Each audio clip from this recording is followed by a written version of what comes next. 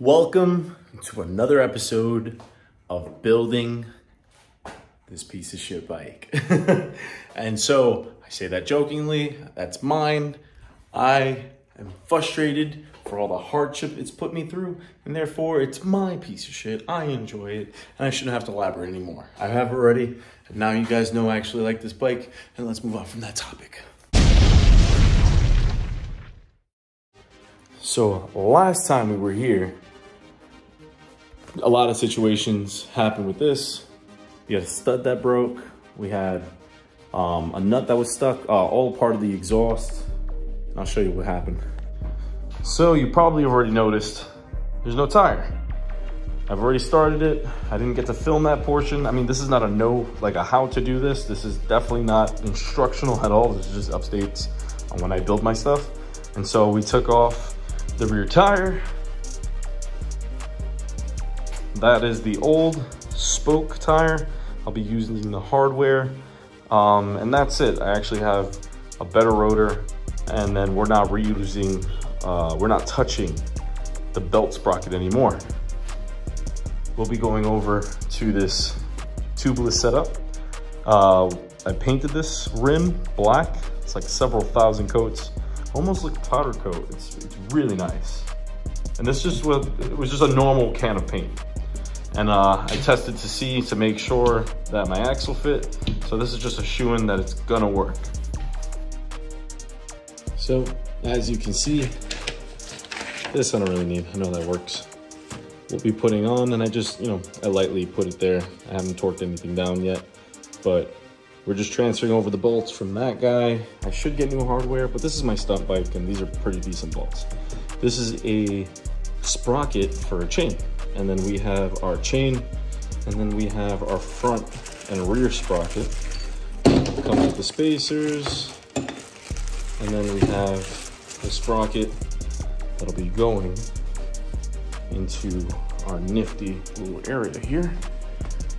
And so that bad boy just sits right there. I don't have a light. Wanted you to get a better view. So the last sprocket for the belt sits like this on the spline. You take that off because it's garbage. You'll never use that again. And then you just add the new sprocket and meet the spline, right? And then what's crazy about this is that this nut is reverse thread. And so to tighten it, you actually go the opposite way. So it's lefty tighty, righty loosey. That way when the bike's moving, it's always going against the thread rather than going with the thread and loosening it potentially. So you just, turn it to the left to tighten it, turn it to the right to loosen it. Old bikes.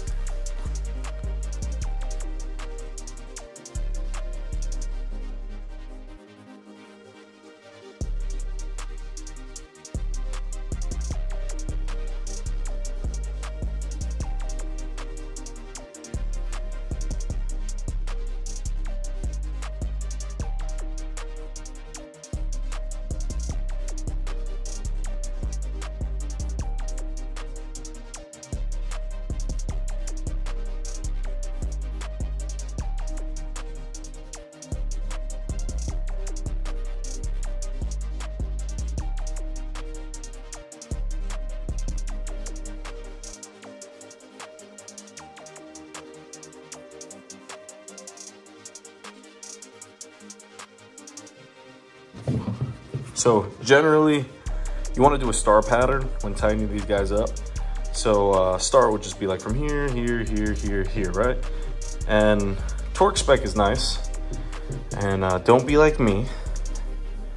Tight is right for me, but very light Loctite. But I'll be taking this on and off, on and off, on and off, on and off. And I'll be utilizing new hardware next time I take this on and off to put it for the next rim. That way, when I'm at events, I just take off the sprocket and then slap it onto another wheel and then shred. I'm not gonna do a tutorial about how to put a tire on, but I'm able to put tires on easier because this is a tubeless tire, and a solid rim. So you have tubeless tires and you have rims. That's the perfect combo when you have to change a lot of tires. I'll be changing a sick amount of tires because I'll be practicing, you know, ripping and, you know, burnouts, wheelies. And so solid rim is the perfect application. Not to say spokes, right? Spoke wheels are good wheels, don't get me wrong. But there's an inner tube. You have to make sure that, you know, when you're doing that, you be a little bit careful that you're not really puncturing that inner tube. And while we're at events, we'll be not caring about that. I'll have 2 separate wheels always ready, but I'm sure if I'm spending like a week in Laconia, which is my next event, that I won't have the time to go and do an inner tube. It's a lot easier to have this. So yeah. So now that this is all set, I'll be putting the nut on properly. So next is I'll be tightening this by hand as much as I can. I might hit it with the impact too, but that's not gonna be as tight as I need it to be. So what I'm gonna do is put the axle in and then put the chain and then use the chain and axle with a screwdriver locking it to anchor, and so I can tighten this up as much as I can. I'm gonna flip it so you can see facial expressions. Old bikes are old bikes. Every bike on Facebook Market will say garage kept, will say perfect condition, always babied. Expect the worst. In this case, everything I keep touching on this bike is rusted to just pieces. I'm trying not to curse as much on these videos. And so what I had to do to take off the nut was apply a sick amount of heat. Then we use liquid wrench, which is a PB blaster, you know, liquid wrench. Let that soak. And then on top of all that, you still need a breaker bar. You get a breaker bar, and then you try with all your might to just break that piece. And let me reiterate, this is not a how-to, right? And so when this is sitting in that area with the belt, you can use a block, and you just put a chain stopper block, and it works for belts and it works for chains. You put that bad boy, you know, in the opposite way of what you're turning, and it locks in place, and therefore it creates tension, and along with the belt or the chain or whatever you have, and it will be able to tighten or loosen whatever you're trying to do. In this case, in order to tighten the belt, I won't use this. This is just not the best for the application I'm using it for. What I'll be doing is just putting a screwdriver in the axle, and I'll show you what that looks like. I'll put a screwdriver in the axle to lock the chain, and then I can tighten that up.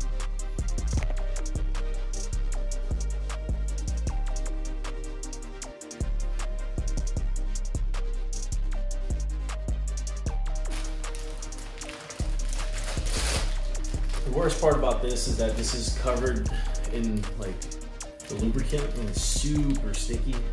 So my hands are gonna be just filthy after this, which is gonna be really fun. I could wear gloves, but fuck that. Ain't nobody got time for that. Ugh.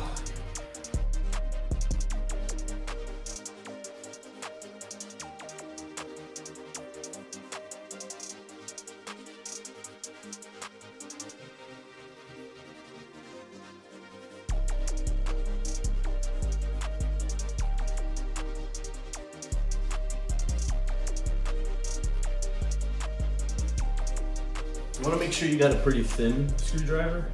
This one's thin and long. It's a flathead too. You don't want to go shoving something bigger. So flathead, easy, will slip through. You don't want to have a Phillips head that's huge to, you know, gouge your chain. This will just slip in, and the metal will just touch, but it won't gouge the metal. And so you fold it over like that once. You tighten it up by hand as much as you can. And then you find the grooves, and now your chain's locked.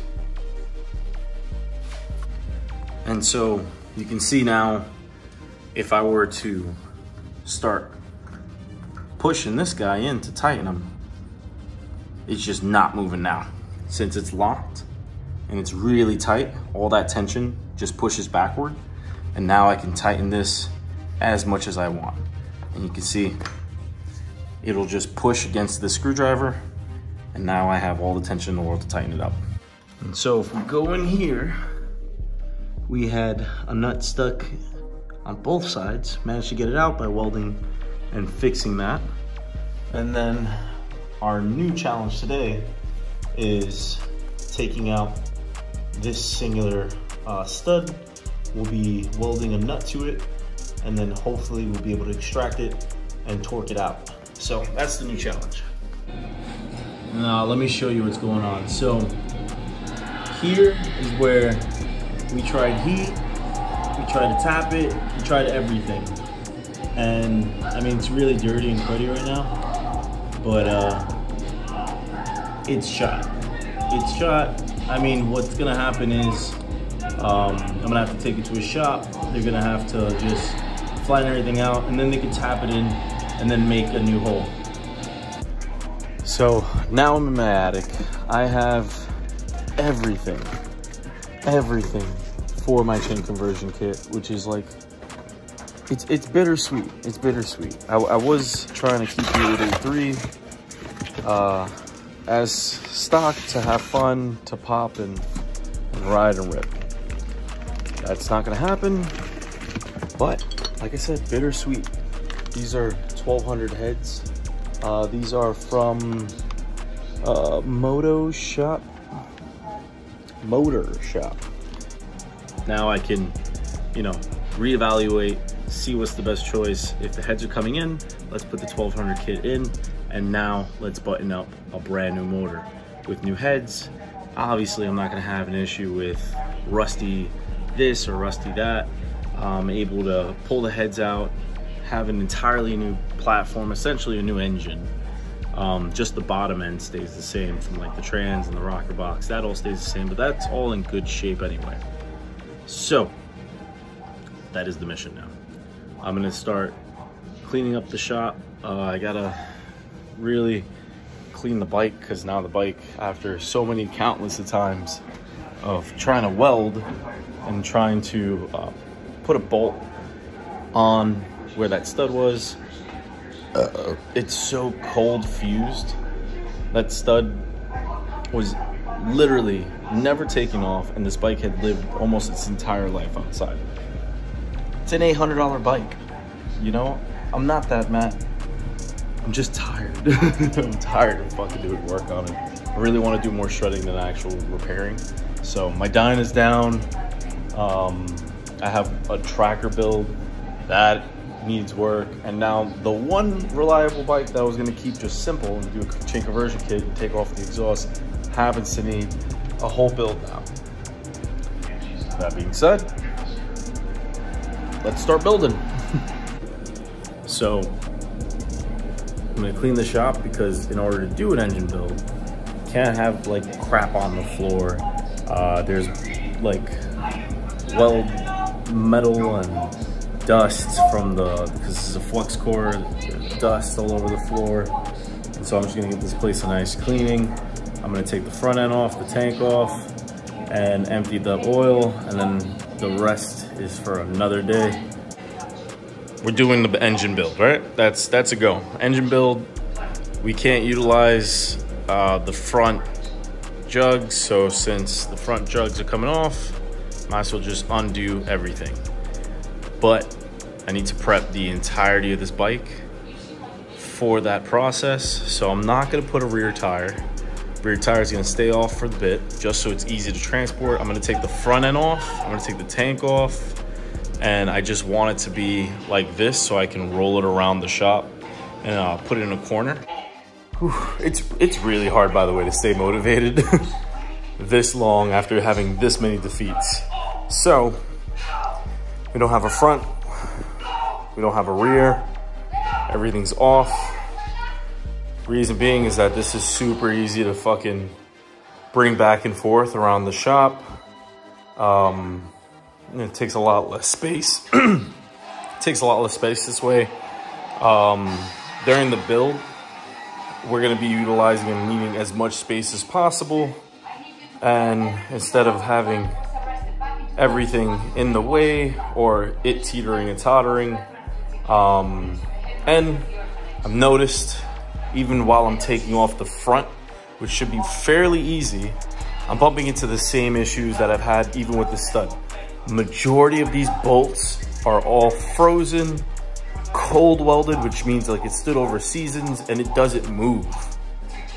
So the plan is to try to change as many things that I can get my hands on and replace it with, you know, nice fresh bolts or fresh nuts. Try to replace as much as I can and have everything accessibly, you know, in good condition. You know, I want to be able to take nuts off and on if we have any sort of damage, if, you know, I'm popping wheelies and whatnot and it slams and I got to change a part. I'm not sitting fixing a seized nut. I'm not sitting there trying to encourage a rusty bolt to come off. I'm done. I'm done. If I'm going to take it apart, I'm going to take off as much as I can and refresh everything. You know what? If I'm going to do it, I'm going to do it fucking right. I plan on breaking this bike. I plan on having as much fun and having it as a platform where I'm not worried about if it falls, all right? I'm worried about when it falls. And so in the mix of potentially changing parts quite often, yeah, let's refresh the whole thing. Stay tuned. This is not the end. This is only the beginning. I will be constantly building this thing now. And hopefully I can get this thing done within maybe like a span of two weeks to 3 weeks. That way when the summer's fully here, I'm ready to go. I don't have to wait. I don't have to, you know, look at a bike and think, oh fuck, is it rusted? Is it frozen? No, let's change the whole thing. It's definitely, I'm under 100% reassurance that this thing sat outside for a very, very, very long time. Whew, all right. I'm gonna pack up the garage. I might even show you how I'm gonna pack it in my little garage here, Casa del Bull, that I share with all the boys. And thank God this is not my only bike. The Dyna sits outside, practically done, just need to bleed the rear brakes, and I need to change the inner tube in the rear tire because it's spoke. But at least I have a bike to rip on. The Dyna honestly was my last year, it was my platform on ripping anyway, burnouts, and you know, it was my party bike. My Dyna is my nice party bike. I care if that one falls down because it's very, very expensive to switch things around on the Dyna. It's a 07 Dyna, it's a little bit newer, versus this. This is relatively cheap. I can get most things online, and you know, like, it's just not that expensive of a platform. So if you really want to like have a starter bike that you're wanting to wrench into, there's really not a wrong way to do it as long as you have a manual. Buy a manual, buy a couple of tools. All you need is a couple of, you know, socket wrenches and ingenuity, you know, commitment. So yeah, this is a lot of talking. This episode's a shit ton of talking, but I hope anyone who watches this is just, you know, in it to win it with me. You're along my journey now. You know, it was a joke in the beginning, and now it's like legit a full-fledged build video. And I hope someone out there is just sitting there enjoying my fucking dumbass, constantly breaking things and then replacing it. All right, I might show you the end when I leave. I might not, but just in case, you know, signing off.